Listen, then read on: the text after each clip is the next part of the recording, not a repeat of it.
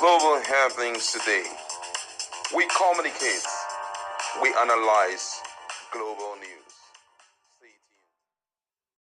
Hello, great people. Welcome back to our channel. We're so excited to have you again. What happened between Akpabio and Natasha has served as an encouragement for some other politicians, mostly senators, to step up and start talking. And this time around is the turn of Adamawa senator who was kicked out via election tribunal, and he has a lot to tell Nigerians. And shockingly, you get to hear things that are happening currently, which was already been predicted by Akpabio. Something like how many senators will be kicked out of office and all of that. But more things he has to tell Nigerians. Let's listen and we're back to talk more.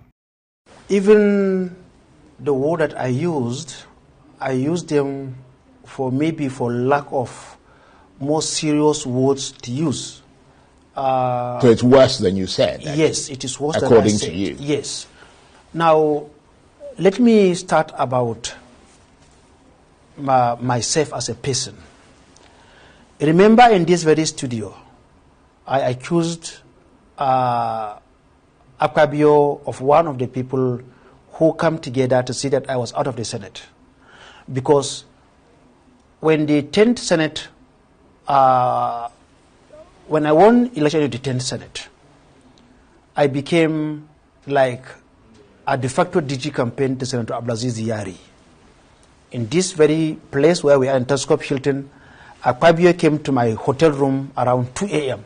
and pleaded that I should work for him. And I told him that I will not work for you because I'm already committed to Senator Yari. And these are my reasons. However, I wish you good luck. And he came, he said he's a Christian like me, I shall work for him to balance the Muslim ticket. And I told him, the testimonies I heard from the people of the 8th Senate wasn't a good one about you. And I told the Vice President when the Vice President called me to work for you, so I will not work for you.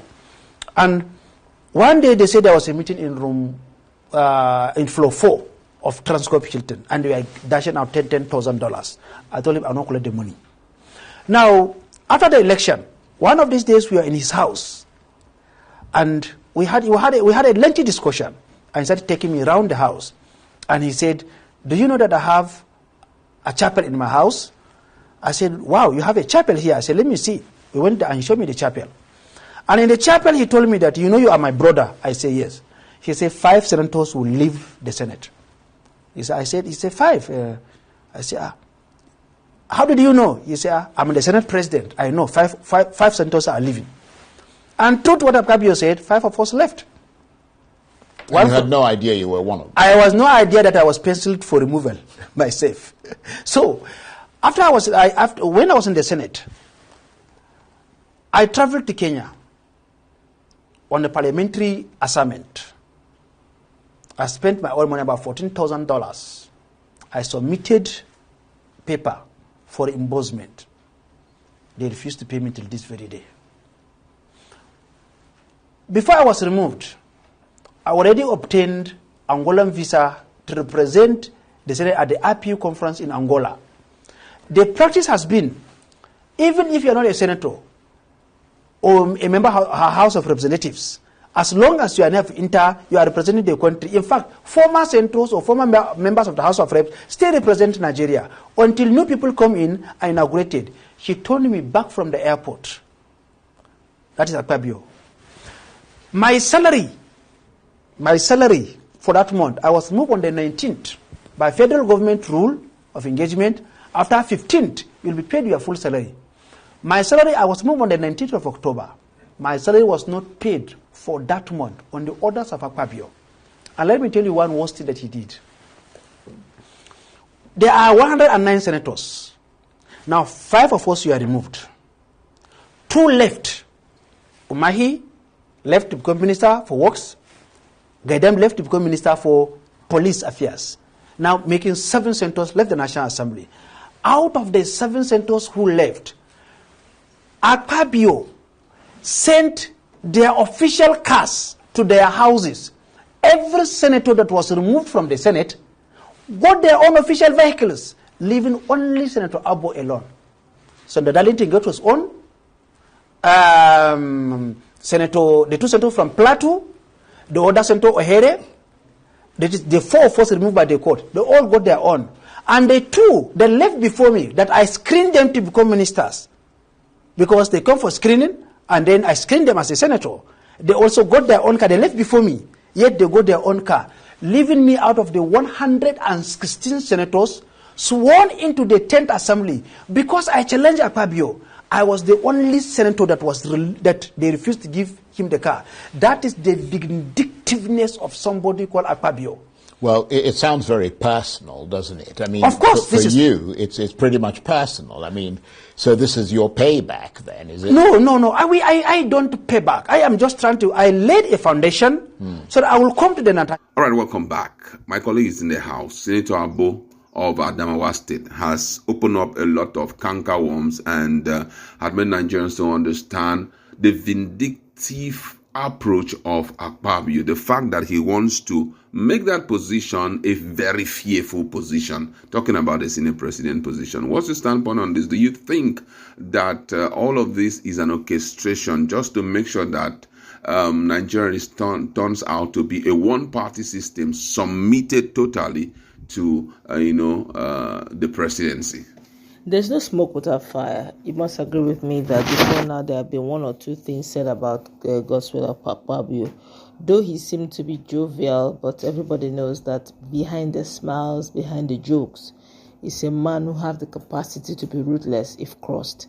I cannot forget what happened when Senator Ine Abalibi staged the walkouts with his fellow senators like Victor Ome over when they wanted Wosu, the dead, in honor. They wanted to honor him, and what transpired, and the person of Senator Abalibi couldn't hold his peace. He said, "Look, you guys cannot really, in all honesty, shut the mouth of senators. It's coming to almost becoming dictatorial in the hallowed chamber. There was a lot of things he said, and this, what Senator Obo is saying, collaborates with what Senator Natasha is saying. There's no smoke without fire." Yeah.